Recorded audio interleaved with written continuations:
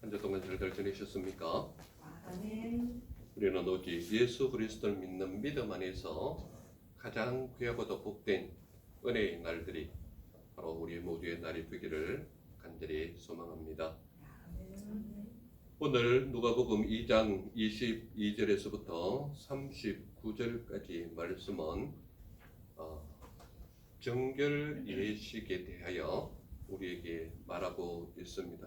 그래서 가장 집중적으로 말하는 것이 22절인데요. 22절 말씀 우리 같이 한번 읽어볼까요? 시작. 모세의 법대로 정결 예식의 날이 참에 아기를 데리고 예루살렘에 올라가니. 그래서 오늘 제목이 바로 정결 예식입니다. 정결 예식. 오늘을 살아가는 사람뿐만 아니라 제가 어릴 때에도 우리 주위에 있는 많은 사람들은 특별히 정해진 어떤 정결한 날을 만나면 그 정결한 날을 위해서 많은 것을 절제하는 것을 보게 됩니다. 무슨 말인가 하면 제가 어렸을 때 보면 보통 이사 가는 날이나 간장 담그는 날이나 결혼식 하는 날이 어떤 날을 잡았는가 하면 사람들이 흔히 하는 말로 손 없는 날이다. 그래서 그날 나를 특별히 택해서 이사도 하고 간장을 담그기도 하고 결혼식도 하는 그런 모습을 보게 되는 겁니다. 즉 말하자면 손 없는 날이다. 이 말은 특별히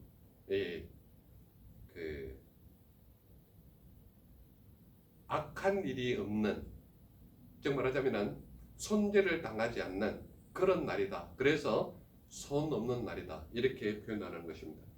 그래서 이 손 없는 날을 일부러 사람들이 막 찾아요. 그리고 주위에 누가 그런 걸 아는 사람이 있으면 이 날이 손 없는 날이다. 그러면 우리 그날 이사해야 되겠다. 우리 그날 간장 담궈야 되겠다. 이렇게 이야기를 하는 겁니다. 또한 제가 어렸을 때 특히 주위에 보면 대표적으로 아주 정결하게 하는 날인데 그 날이 언젠가 하면 바로 절에 가는 날입니다. 절에 가는 날인데 이 날이 언젠가 하면 저희 할머니나 외할머니 같은 경우는 주로 절에 가는 날이 보름이었습니다. 보름, 정월 대보름. 그리고 바로 4월 초파일, 석가탄신일 이 날에 주로 절에 갑니다. 그런데요, 제가 참 다른 거는 이해하겠는데 이해할 수 없는 우리 외할머니 행동이 있는데 그게 뭔가 하면 저희 외할머니는 4월 초파일 같으면 그래도 이해가 되는데 정월 대보름 날 절에 가기 전에 온 집안을 위해서 가서 촛불 켜야 된다고 그러면서 어떻게 했는가 하면 정월 대보름은 꽤 춥거든요. 시골 같은데 제가 어렸을 때만 하더라도 이 웅덩이 같은데 위에 얼음이 얼어 있는 것을 볼 수 있습니다. 그런데요, 자기 자신을 깨끗하게 한다, 정결하게 한다 그래가지고 그 얼음을 깨고 웅덩이 안에 들어가서 몸을 아주 정결하게 씻어요. 왜냐하면 내가 깨끗하고 정결해야 내가 비는 것을 잘 들어줄 수 있다라는 그런 마음이 굉장히 강했습니다.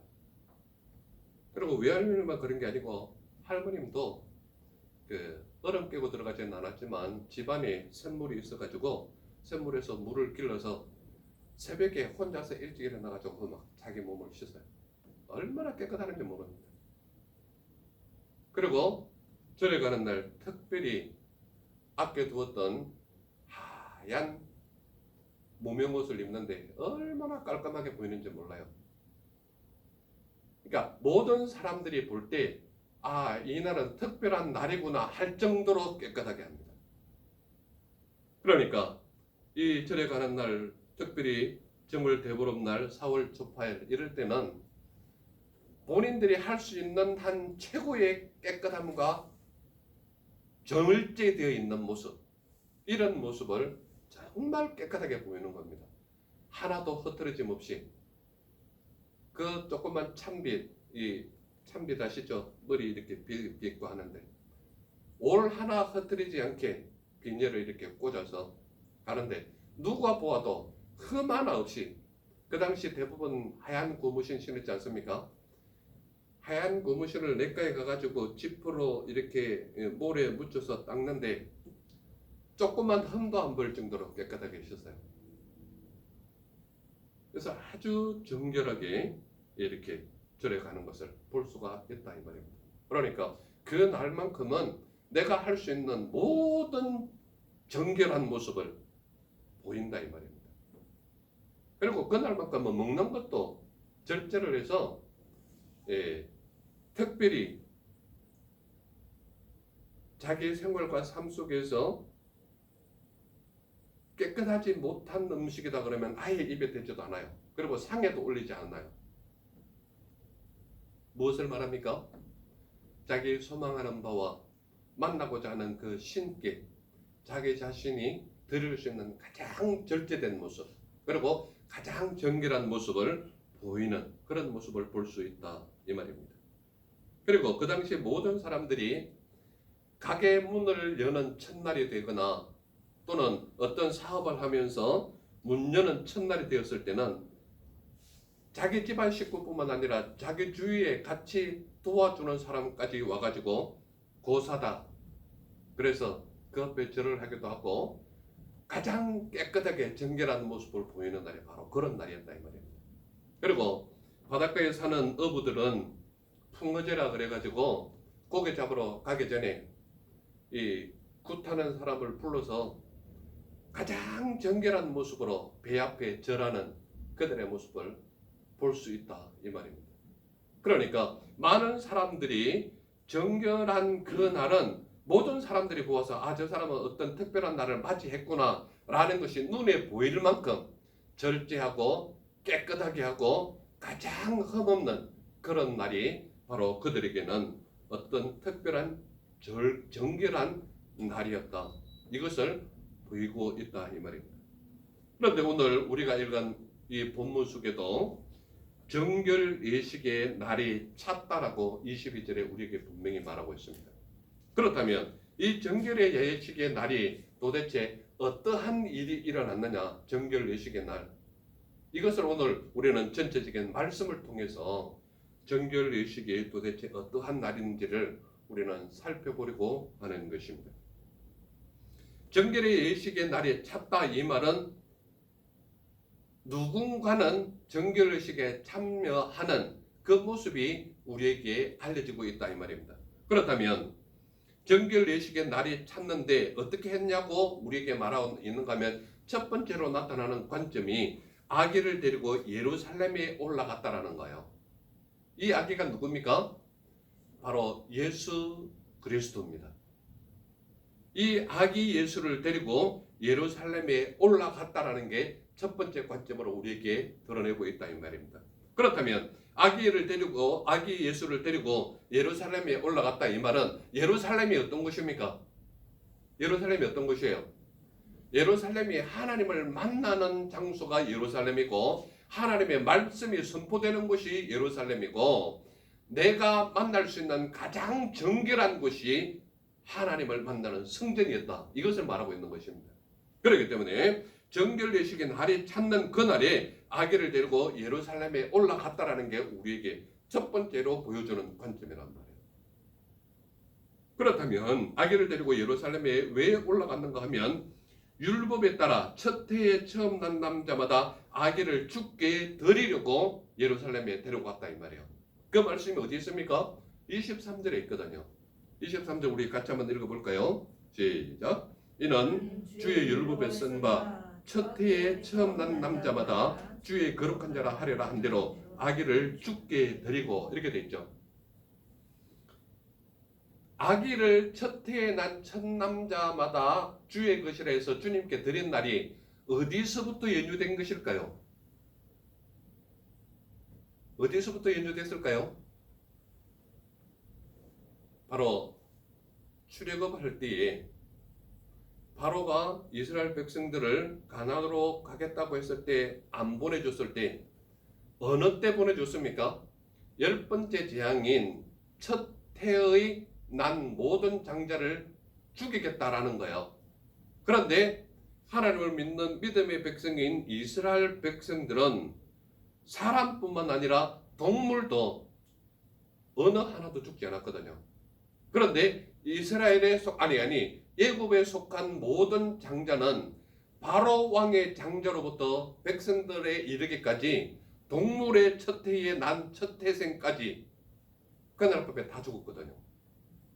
그러므로 이 이후에 일어난 모든 일에 대해서 하나님께 드려지는 삶이 모세의 율법에 따라서 첫 해 태어난 첫 남자는 하나님의 것으로 분리해서 거룩하게 여겨서 하나님 앞에 드려지는 모습이 바로 모든 믿는 사람의 모습이 있다 이 말입니다. 그렇기 때문에 첫 해에 난 남자마다 하나님의 거룩한 것으로 분별력 있게 하나님 앞에 드려지는 것이 바로 율법이 우리에게 가르치는 것이다 이 말입니다. 그러므로 그 첫 해에 태어난 남자마다 율법을 따라서 그 아기를 죽게 드리려고 예루살렘에 갔다 이 말입니다. 그리고 우리에게 알려지는 것이 뭔가 하면 율법에 따라서 산비둘기나 집비둘기 둘로 제사하려 함이라고 우리에게 알려주고 있는 겁니다. 자, 24절 같이 한번 읽어볼까요? 24절 같이 시작. 또 주의 율법에 말씀하신 대로 산비둘기 한 쌍이나 혹은 어린 집비둘기 둘로 제사하려 함이라. 그러니까 여기서 분명히 말씀하고 있는 것은 요셉과 마리아는 가진 것이 없고 너무 가난한 상태였기 때문에 양으로 제사할 만한 위치가 못 됐던 겁니다. 그래서 가난한 사람은 가난한 대로 하나님께서는 산비둘기 둘이나 집비둘기 둘로 제사하게끔 했다 이 말입니다. 그래서 여기서 보면 23절에도 24절에도 무엇에 따라 예루살렘 성전에 갔다고 얘기하는 거면 율법에 따라. 자, 율법은 누가 주신 겁니까? 여호와 하나님께서 모세를 통하여 주신 것이거든요. 그렇기 때문에 율법도 하나님께서는 선하다라고 말하고 있고 거룩하다라고 말하고 있는 거예요. 그래서 율법은 지켜도 되고 안 지켜도 되느냐? 그게 아닙니다. 율법은 오늘날도 여전히 우리에게 적용되는 거예요. 왜 그런가 하면 율법이 우리에게 가르치는 의도가 뭡니까? 죄가 무엇인지를 깨닫게 하는 것이 율법이거든요. 그래서 우리에게 나와서 정결례식을 하라고 하는 이유가 뭘까요? 너희는 세상에 속해 있는 사람이 아니라 하나님께 속한 것이기 때문에 정결례식을 하라는 거예요. 그 정결례식이 뭐라고 얘기합니까? 바로 할례를 말하고 있거든요. 할례가 오늘날 우리에게 뭐로 적용된다고요? 세례입니다.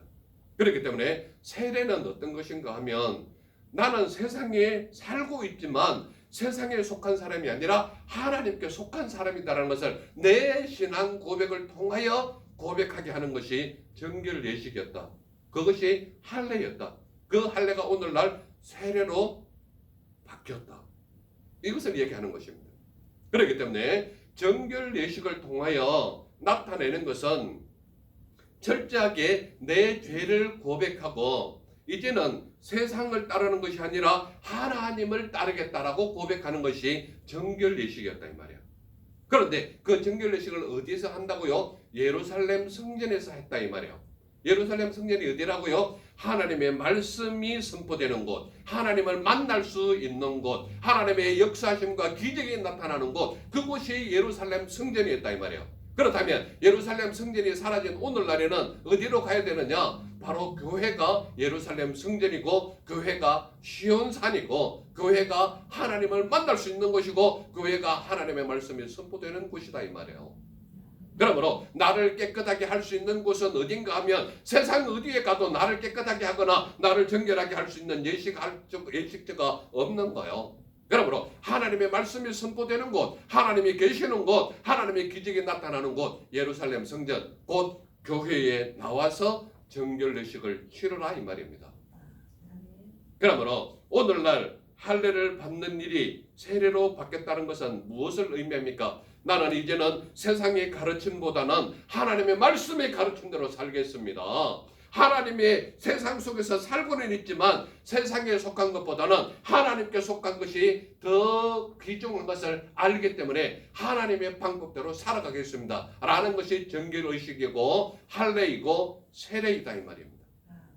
그러므로 세례를 행한 모든 사람은 세상에 속해 있지만 세상을 따르는 것이 아니라 하나님의 말씀이 더욱 소중하고 귀해서 그 말씀대로 살아가는 것이 내 신앙 고백이 되어야 된다 이 말입니다.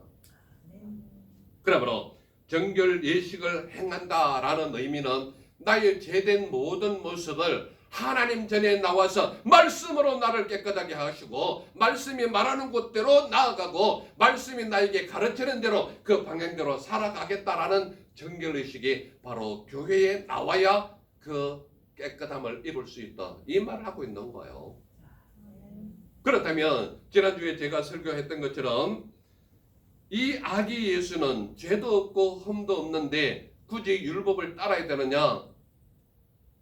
전혀 아니거든요. 예수님은 죄도 없고 흠도 없지만 스스로 죄인의 모습을 변화되기를 기꺼이 받아들이셨고 또한 죄인의 모습으로 받아야 되는 그 할례의 모습, 죄인의 모습으로 율법을 따라야 되는 그 모습을 기꺼이 받아들이시는 분이 바로 아기 예수셨다. 그러므로 예수님은 율법이 사실은 필요 없는 분이었고 예수님은 사실은 할례가 필요 없는 분이셨지만 기꺼이 그걸 받아들인 이유가 뭡니까? 내가 너희들과 함께 하겠다라는 의미로 예수님은 바로 율법을 따르셨고 할례를 따르셨고 정결의식의 행함을 친히 행하셨다라는 것을 말하고 있다 이 말입니다. 그러므로 정결의식의 날이 찼는데 첫 번째로 나타나는 것이 뭐냐? 아기를 데리고 예루살렘에 올라갔다라는 것이 우리에게 첫 번째 관점으로 보여주는 것이다. 그렇다면 두 번째 관점은 무엇을 보여줍니까? 바로 시몬이 아기를 안고 하나님을 찬송했다라는 관점이 나오는 거예요. 어디에 있습니까? 28절 우리 같이 한번 읽어볼까요? 28절 시작. 시몬이 아기를 안고 하나님을 찬송하여 이르되. 그러니까 시몬이 아기 예수를 안고 하나님을 찬송했다. 도대체 시몬이 어떤 사람이냐? 우리가 이것을 알아봐야 되겠죠. 시몬은 뭐라고 표현하는가 하면 이 사람은 의롭고 경건하여 이스라엘의 위로를 기다리는 자라고 우리에게 말하고 있습니다. 25절 볼까요? 25절 같이 읽겠습니다. 시작. 예루살렘에 시몬이라 하는 사람이 있으니 이 사람은 의롭고 경건하여 이스라엘의 위로를 기다리는 자라 성령이 그 위에 계시더라. 그러니까 시몬이라는 사람은 어떤 사람이었는가 우리에게 알려주는 것은 의롭고 경건한 사람이었다. 그리고 그 사람은 어떤 사람이었는가 하면 이스라엘의 위로를 기다리는 자다 이 말입니다. 아니 이스라엘이 어떤 위로를 기다리고 있을까요? 지금 로마의 식민지하에 있기 때문에 모든 사람들은 노예 같은 생활을 하고 있다 이 말입니다. 그렇다면 이스라엘의 위로는 무엇이 될까요? 이들이 구원받아서 하나님의 택한 백성으로 온전하게 세워지는 것이 이스라엘의 위로였거든요. 그래서 유대의 왕으로 오신 분이 누구라고 말합니까? 바로 아기 예수라고 말하고 있거든요. 그래서 이스라엘의 위로는 누가 와야 온전한 위로를 받을 수 있다고요? 예수 그리스도가 이 땅에 오셔야 이스라엘의 온전한 위로를 받을 수 있다고 말하는 거예요. 그런데 지금 누가 그것을 기다리고 있다고요? 시몬이 그걸 기다리고 있는 거예요. 그렇다면 시몬은 어떤 사람입니까? 이 사람은 의롭고 경건하다고 말하고 있는 거예요. 이 의롭고 경건한 사람이 이스라엘의 위로를 기다리고 있었다. 이 말은 바로 구약의 수많은 선지자들이 말씀으로 예언했고 그 예언의 말씀이 이루어지는 그 날을 기다리는 사람이 바로 시몬이었다. 그래서 이 사람은 의롭고 경건한 사람이었다. 이것을 말하고 있는 것입니다. 그런데 이때에 마침 부모가 율법의 관례대로 행하고자 아기 예수를 데리고 왔다라는 내용을 우리에게 알려주고 있는 거예요. 어디에 있습니까? 27절에요. 같이 읽어볼까요? 시작. 성령의 감동으로 성전에 들어가매 마침 부모가 율법의 관례대로 행하고자 하여 그 아기 예수를 데리고 오는지라. 그러니까 시몬이라는 사람은 의롭고 경건하여 하나님의 성전을 떠나지 않고 늘 기도했던 사람이거든요. 그래서 그가 마침 성전에 들어가려고 하는 그때에 부모가 아기를 율법대로 행하고자 데리고 나왔는데 그 모습을 보는 것은 거룩하고 의로운 그 시몬과 부모가 만나고자 하는 이것은 하나님의 인도하심이 아니면 그때 그 자리에 만날 수가 없는 거예요. 그런데 하나님께서 그들을 인도하셔서 성전에 아기를 율법대로 행하려고 데리고 왔을 때에 시몬이 거기서 만난 겁니다. 그러니 하나님의 계획과 하나님의 때와 하나님의 절기는 얼마나 정확하게 맞아떨어진지 몰라요. 세상 사람들은 조그만 평상 하나 만들려고 해도 나무를 자르는데 기둥이가 맞지 않는다 그럴 때 뭐라고 표현합니까? 아구가 맞지 않는다, 아귀가 맞지 않는다 이 말을 하잖아요. 하나님의 말씀은 아귀가 얼마나 정확하게 맞아떨어지는지 몰라요. 의롭고 거룩한 그 사람이 하나님의 성전에 들어가고자 했을 때 부모가 아기를 데리고 율법대로 행하고자 하는 그 오는데 그 만남이 얼마나 절묘합니까? 수많은 사람들의 만남 속에서 하나님을 만나고 의롭고 경건한 사람들은 말씀의 기도와 하나님의 그 은혜가 만나는 그 시기는 아주 정확하고 절묘한 그때에 만나게 하신다 이 말이에요. 많은 사람들은 하나님의 그 시기와 때를 알지 못하지만 하나님은 가장 좋은 때에 가장 귀하고 복된 것으로 만나게 하시는 하나님이 우리 하나님이셨고 그 하나님이 오늘 우리와 함께 하시는 하나님이다 이 말입니다. 그래서 그 하나님은 시몬이 아기를 안고 하나님을 찬송하였다라는 이 속에서 이 사람이 어떤 사람이냐? 의롭고 경건한 사람이다. 마침 부모가 율법의 관대로 행하고자 했을 때 아기 예수를 데리고 오는데 마주쳤다. 그러면서 시몬이 그 아기를 안고 하나님을 찬송하는데 찬송하는 내용을 보세요. 어떤 내용을 찬송하는지. 주제여 이제는 말씀하신 대로 종을 평안히 도와주시는다 말하고 있습니다. 몇 절에 있습니까? 29절에 있어요. 29절 같이 읽겠습니다. 시작. 주제여 이제는 말씀하신 대로 종을 평안히 도와주시는도다. 시몬은 너무 나이가 늙고 의롭고 경건한 사람이라 이스라엘의 위로를 기다리는데 이스라엘의 위로는 이스라엘을 구원해 줄 수 있는 메시아 예수 그리스도 그분을 기다리고 있었단 말이에요. 그러면서 자기는 이미 죽을 때가 지났다는 걸 알아요. 그런데 성령 하나님께서 그 메시아 예수 그리스도를 만나기 전에 네가 결코 죽지 아니라고 하나님의 음성을 들은 사람이 바로 시몬이다 이 말이에요. 그 거룩한 음성을 들은 사람이 아기를 데리고 오는데 자기가 그 예수 그리스도를 안고 뭐라고 얘기하느냐? 주제여 이제는 말씀하신 대로 종을 평안히 도와주시는도다. 내가 이제 죽을 때 평안히 죽겠다 이 말이에요. 내 죽음이 죽음으로 끝나는 것이 아니라는 것을 시몬도 알았기 때문에 그 예수 아기를 안고 이제는 이스라엘의 위로가 이분이구나 이것을 알았기 때문에 그 아기를 안고 주제여라고 말하는 것이 주제라는 내용이 뭐예요? 모든 것의 주인이 바로 주제거든요. 원천하 만물을 창조하신 하나님이 바로 이 주제시거든요. 그렇기 때문에 아버지 하나님이라는 말과 똑같은 말이에요. 나의 주인 중에 주인이시라는 말과 똑같단 말이에요. 그 찬양의 내용이 얼마나 기가 찹니까? 주제여 이제는 말씀하신 대로 종을 평안히 놓아주시는도다. 죽어도 죽을 수 없는 그 안타까운 상황, 죽음이 이미 목전에 놓여있는 그 늙은 노인의 마지막 위로가 이스라엘의 위로였는데 그 이스라엘을 구원하시는 아기 예수가 자기 품에 안겨 있으니까 얼마나 그 하나님이 거룩하시고 놀라우시고 위대하신 역사가 거기에 일어나는 것입니까? 그러므로 시몬이 그 아기 예수를 안고 찬양하는 첫 번째 찬양 내용이 바로 이거예요. 주제여 이제는 말씀하신 대로 종을 평안히 놓아주시는도다. 그러면서 두 번째 찬양이 뭐예요? 내 눈이 주의 구원을 보았나이다 라고 말하고 있는 거예요. 30절 같이 한번 읽어볼까요? 내 눈이 주의 구원을 보았사오니. 내 눈이 주의 구원을 보았다는 거예요. 이스라엘이 지금 식민지하에서 눈물을 흘리며 그들의 아픔과 고통과 핍박은 말할 수 없는 고통인데 그 속에서 아기 예수가 메시아로 오신 그것을 보고는 주제여 이제는 나를 평안에 놓아주시는도다. 즉 말하자면 이제는 내 생명을 걷어가도 좋습니다. 그 예수 그리스도가 오늘 이 자리에 오셔서 여호와 하나님을 찬송하는데 주제여 이제는 나를 평안에 놓아주시는도다. 내 마음속에 간절함과 소망하는 그것이 얼마나 간절했으면 그 아기를 안고 주제여 이제는 나를 평안히 놓아주시는도다. 즉 말하자면 죽어도 죽을 수 없는 안타까운 그 경각에서 예수 그리스도를 봤을 때 시몬의 마음은 모든 것이 평안한 거예요. 그러므로 죽음이 두렵지 않은 그의 모습은 여호와 하나님의 말씀을 자기는 기억하고 있거든요.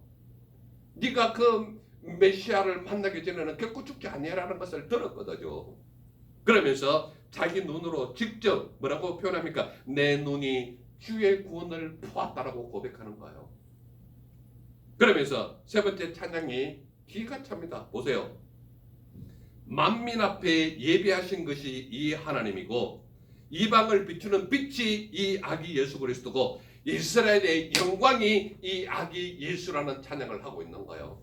얼마나 기가 찬 찬양을 하고 있습니까? 우리 같이 그 말씀 볼까요? 31절 32절 같이 시작. 이는 만민 앞에 예비하신 것이요 이방을 비추는 빛이요 주의 백성 이스라엘의 영광이니이다. 그러니 이 가장 찬양 중에 찬양이 만민 앞에 예비하신 하나님이 이 아기 예수고 이방을 비추는 빛이 바로 이 아기 예수 그리스도고 이스라엘의 영광이 이 아기 예수라는 것을 나타내기 때문에 시몬이 할 수 있는 찬양 중에 최고의 찬양을 지금 하고 있는 거예요. 이것은 결과적으로 무엇을 말합니까? 너희의 찬양이 바로 이러한 찬양을 해라라는 것을 우리에게 알려주고 있는 거예요. 첫 번째 관점이 뭐라고요? 아기를 데리고 예루살렘에 올라갔다. 두 번째 관점이 뭐라고요? 시몬이 아기를 안고 하나님을 찬송했다. 세 번째 관점이 뭘까요? 안나 선지자가 하나님께 감사했다라는 거예요. 38절 같이 읽겠습니다. 38절 시작. 마침 이때에 나와서 하나님께 감사하고 예루살렘의 속량을 바라는 모든 사람에게 그에 대하여 말하니라. 이렇게 돼 있죠. 이 사람이 누구라고요? 바로 37절에 그 답이 있습니다. 37절 같이 한번 읽어볼까요? 시작. 과부가 되고 잘못했습니다. 죄송합니다. 36절 시작. 또 아셀 지파 바누엘의 딸 안나라 하는 선지자가 있어 나이가 매우 많았더라. 그가 결혼한 후 7해 동안 남편과 함께 살다가 과부가 되고 84세가 되었더라. 자, 거기까지. 안나 선지자가 하나님께 감사한 내용을 한번 보세요. 이 사람은 어떤 사람인가 하면 결혼한 지 7년 만에 과부가 되고 84세가 되었다라고 말하고 있습니다. 37절에 보면. 그런데 이 과부가 된 안나 선지자가 어떤 사람이었는가 하면 성전을 떠나지 않고 주야로 금식하며 기도함으로 섬긴 사람이 안나 선지자였다 이 말입니다. 그러므로 안나 선지자는 주야로 금식하는 것뿐만 아니라 그 주의 성전을 떠나지 아니하고 기도로 섬겼던 사람이 바로 안나 선지자예요. 그런데요, 우리가 잘 아시다시피 구약이나 신약에 나와 있는 모든 곳을 통하여 선지자의 이름이 여자의 이름으로 들어가 있는 경우가 거의 없습니다. 그런데요, 어떤 사람이 이름이 기록이 되어 있는가 하면 구약도 그렇고 신약도 그렇고 하나님의 말씀을 정말 사모하고 철저하게 그 말씀에 의지하고 그 말씀에 믿음대로 살아갔던 사람의 이름이 기록되어 있는데 그 이름 중에 한 사람이 바로 안나고 마리아고 그 앞에 또 다른 루디아라는 사람도 있습니다. 옷감 파는 사람이에요. 이 당시에 안나라는 선지자는 어떠한 사람이었는가 하면 주야로 금식하며 기도하며 섬기는 내용이 그의 삶의 대부분이었다는 것을 말하고 있는 것입니다. 그렇기 때문에 하나님의 은혜를 얼마나 많이 받았는가 하면 그의 삶 속에서 늘 기도하고 늘 하나님의 곁을 떠나지 않고 하나님의 말씀대로 살아가며 예수 그리스도에 대한 것을 증거하는데 어떻게 증거했는가 하면 38절 우리 같이 한번 읽겠습니다. 아까 읽었는데 38절 시작. 마침 이때에 나와서 하나님께 감사하고 예루살렘의 속량을 바라는 모든 사람에게 그에 대하여 말하니라. 마침 이때가 어떨까요? 마침 이때가 시몬이 성전에 들어갈 때가 마침 이때고 그 부모가 율법대로 행하여서 성전에 나와왔던 때가 바로 그때고 밤낮 기도하고 금식하고 그 성전을 섬겼던 안나가 들어왔던 그때가 바로 이때란 말이에요. 그러니까 동시에 이루어진 것이 부모님이 아기를 율법대로 행하려고 데려왔던 때와 시므온이 성전에 들어갈 때와 안나가 기도하면서 이 성전에 만났던 그때가 같은 때예요. 그러니까 하나님의 말씀대로 이루어지는 모든 정결 예식과 하나님 앞에서 나를 깨끗하게 드러내려고 하는 그때와 하나님을 만나고자 하는 이 모든 때가 하나님의 절묘한 그때 정결 예식을 하는 그때에 이 사람들이 다 한꺼번에 만난 거예요. 그런데 이 안나 선지자가 뭐라고 전하는가 하면 예루살렘의 속량을 바라는 모든 사람들에게 그에 대해 말하는데 그가 누굴까요? 바로 아기 예수님이시거든요. 속량을 바라는 이스라엘 모든 사람에게 그에 대해서 말했다는 건 뭐예요? 이스라엘 모든 사람들이 우리의 구속함을 벗어나게 하려고 하는 모든 사람들이거든요. 그래서 그 모든 사람들에게 그에 대해서 말했다는 것은 누구를 말했다는 거예요? 예수, 아기 그리스도, 아기 예수, 그가 세상을 구원할 메시아 구세주라는 것을 많은 사람들에게 전하는 겁니다. 그렇다면 안나는 어떻게 알았을까요? 밤낮 금식하고 기도하는 그에게 하나님의 역사심이 나타났을까요? 안 나타났을까요? 말하면 뭐하겠어요? 그러므로 하나님의 말씀을 가까이 하는 자, 성전을 가까이 하는 자, 밤낮을 쉬지 않고 기도하는 자는 하나님의 영이 그와 함께 하셔서 하나님의 계획과 하나님의 말씀에 대한 모든 것을 분별하여 알 수 있는 능력을 하나님께서 제공해 주시는 거예요. 그러므로 아기 예수가 정결의식을 치르려고 성전에 왔을 때에 가장 의롭고 경건한 자 시몬을 만났을 뿐만 아니라 밤낮 기도하고 금식하는 그 안나 선지자를 만나게 하는 거예요. 그래서 안나 선지자를 통하여서 시몬을 통하여서 나타내는 것이 뭡니까? 바로 구원의 빛이 그고 영광의 이스라엘의 영광이 바로 그분이고 안나 선지자는 밤낮으로 기도하는 그에게 하나님의 영이 가르쳐주는 것이 뭔가 하면 이가 바로 이스라엘을 속량하실 분이다. 그분이 누구라고요? 바로 아기 예수라는 것을 말하고 있는 것입니다. 그러므로 첫 번째 관점이 아기를 데리고 예루살렘에 올라갔다라는 관점과 두 번째 관점이 시몬이 아기를 안고 하나님을 찬송했다라는 내용과 세 번째 관점이 안나 선지자가 하나님께 감사했다라는 이 내용, 이 모든 것이 바로 아기 예수의 정결 예식 때 동시다발적으로 일어났다 이 말입니다. 그렇다면 사람들은 왜 정결 예식의 날 정결한 모습이 보이지 않을까요? 왜 많은 사람들은 정결 예식을 치르는 그날에 정결한 모습이 보이지 않을까요? 그 이유는 아주 간단합니다. 말씀 속에서 우리에게 나타내는 것이 뭡니까? 시몬과 같은 의롭고 경건함이 없기 때문에 정결 예식의 날 정결한 모습이 보이질 않는 거예요. 믿음을 가졌던 사람이든 믿음을 가지지 않았던 사람이든 정말 정결 예식의 날 정결한 모습이 보이려면 시몬처럼 어떻게 하라는 거예요? 의롭고 경건한 모습으로 나타나야 정결한 모습이 보이거든요. 그러나 오늘날 수많은 정결 예식의 날이 주어져 있지만 그 정결의 예식 날 정결한 모습이 보이지 않는 것은 시몬과 같은 의롭고 경건한 모습이 그들의 삶 속에 나타나지 않기 때문에 정결한 모습이 보이질 않는 거예요. 그렇다면 왜 정결의 이식날 정결한 모습이 보이지 않을까요? 시몬과 같이 주의 구원을 보지 못하기 때문에 정결한 모습이 그의 삶에 나타나지를 않는 거예요. 왜 정결한 모습이 보이지 않을까요? 안나와 같이 주야로 금식하며 기도함이 없기 때문에 정결한 모습이 그의 삶 속에 나타나지를 않는 거예요.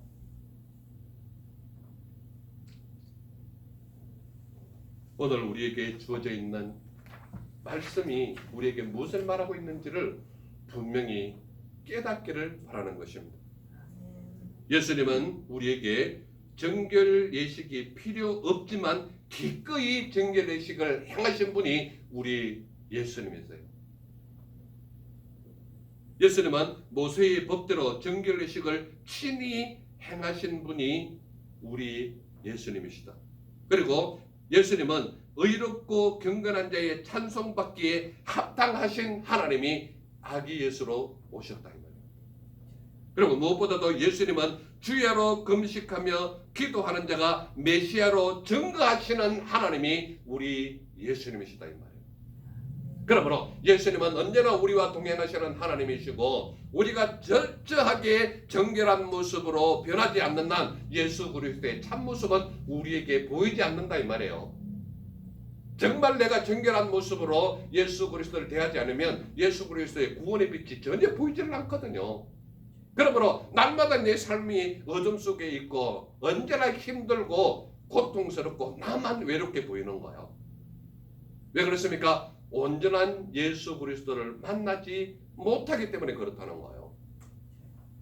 그러므로 예수님은 언제나 정결례식이 필요 없지만 기꺼이 정결례식에 행하신 분이 우리 예수님일 뿐만 아니라 예수님은 주야로 금식하는 자, 의롭고 경건한 자에게 찬송받기에 합당하신 분이 우리 예수님이시고 우리가 정말 기도할 수 없는 정말 연약하고 나약한 그때에도 우리의 작은 음성을 들으시려고 우리에게 다가오시는 하나님이 우리 예수님이시다.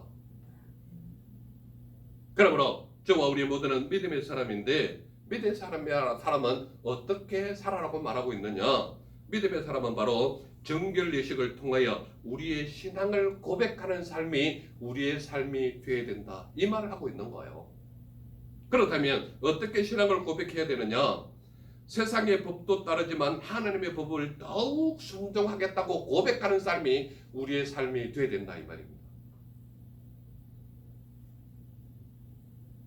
세상의 법을 어기라는 말은 절대 아닙니다. 세상의 법도 따르고 존중해야 하지만 그것보다도 더욱 하나님의 법을 순종하겠다라는 고백이 우리 모두의 고백이 되어야 한다. 이 말을 하고 있는 겁니다. 그리고 무엇보다도 의롭고 경건한 자의 삶으로 예수님을 찬송하는 삶이 우리의 삶이 되어야 된다. 이 말을 하고 있는 겁니다. 시몬이 어떻게 그 아기 예수를 안고 하나님을 찬송하겠습니까? 모든 선지자가 예언했던 그 메시아 구세주를 내 손으로 안았고 내 눈으로 주의 구원의 빛을 보았고 이스라엘의 영광이신 예수 그리스도가 내 품에 있기 때문에 주제여 이제는 나를 평안히 놓아주시는다. 이런 고백이 바로 시몬의 고백처럼 우리의 삶도 의롭고 경건한 자의 삶으로 예수님을 찬송하는 삶이 우리의 삶이 되어야 된다는 것을 말씀으로 가르쳐주고 있지 않습니까? 또한 믿음의 사람은 금식하며 기도하여 예수님을 증거하는 삶이 우리의 삶이 되어야 된다. 이 말을 하고 있는 거예요. 저는 이 말씀을 말씀대로 전하지만 삶의 모습으로 실천해야 되는 것은 여러분의 선택입니다. 저는 말씀을 전하기만 할 뿐 실제로 이 말씀대로 살아가느냐 아니냐는 여러분들의 삶 속에 제가 눈으로 지켜볼 수는 없잖아요. 그러나 하나님은 늘 그 말씀을 들은 그의 삶을 지키시고 보호하시고 인도하시는 하나님이 우리 하나님이시거든요. 그러므로 이 말씀을 전하는 사람은 하나님의 말씀이 전하는 그것을 전할 뿐 삶의 행동의 모습은 여러분들의 선택인 거예요. 왜 그렇습니까? 하나님은 하나님이 가진 것 중에 가장 귀하고 복된 자유의지를 여러분들에게 주셨거든요. 그러므로 아담과 하와처럼 그 말씀에 순종할 수도 있고 거부할 수도 있지만 듣는 여러분들의 자유 선택에 전적으로 하나님은 맡기는 거예요. 그러므로 여러분들의 삶이 이 말씀을 들어서 여러분들의 삶의 지표로 삼든지 아니면 거부하든지 대적하든지 그것은 여러분들 자유대로 하세요. 그러나 그 말씀대로 살아갈 때에 하나님께서는 하나님의 말씀이 우리에게 언약으로 주시는 그 축복을 우리 모두에게 주시는 하나님이심을 잊지 말아서 말씀의 축복을 받아 누리는 우리 모두의 삶이 되시기를 간절히 소망하는 것입니다. 아멘. 기도하겠습니다.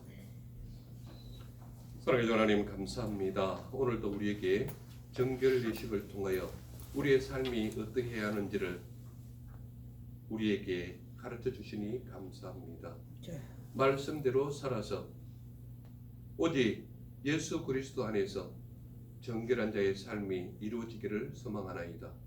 주님께서 기뻐하시는 믿음의 종들의 삶이 되게 하시고 주님의 뜻을 이루는 은혜의 종들이 되게 하옵소서. 함께 하심을 믿사와 말씀해 주신 예수님 이름으로 감사하며 기도드렸사옵나이다. 아멘. 아멘.